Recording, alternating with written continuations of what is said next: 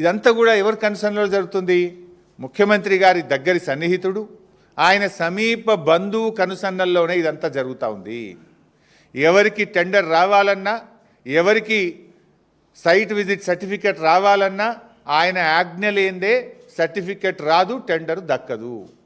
ఒక ring leader, ఒక gang లీడర్ని పెట్టినారు. ఒక్కొక్క దానికి ఒక గ్యాంగ్ లీడర్. సింగరేణికి కూడా ఒక గ్యాంగ్ లీడర్ని పెట్టి ఇలా ఆయన కనుసన్నల్లో ఇక్కడ సైట్ విజిట్ సర్టిఫికెట్లు, టెండర్లు దక్కించుకునేటువంటి విధానాన్ని ఇలా ఈ ప్రభుత్వం, రేవంత్ రెడ్డి ప్రభుత్వం తీసుకొచ్చింది. ఇలా నేను ఒకటి అడుగుతా ఉన్నా, చీటికి మాటికి సిట్ అంటున్నావు కదా, చీటికి మాటికి ఎంక్వైరీలు అంటున్నావు కదా, నేను ఇంత ఓపెన్గా ఫ్యాక్ట్స్ బయట పెడుతున్నా. నీకు నిజాయితీ ఉంటే, దమ్ము ఉంటే దీన్ని సిబిఐ విచారణకు ఆదేశించు. అన్ని సాక్ష్యాలతో సహా నేను సిబిఐకి అందించడానికి సిద్ధంగా ఉన్నా. ఇప్పుడు కిషన్ రెడ్డి గారు కోల్ ఇండియా మినిస్టర్. ఇలా కేంద్ర ప్రభుత్వంకు సింగరేణిలో 49% వాటా ఉంది.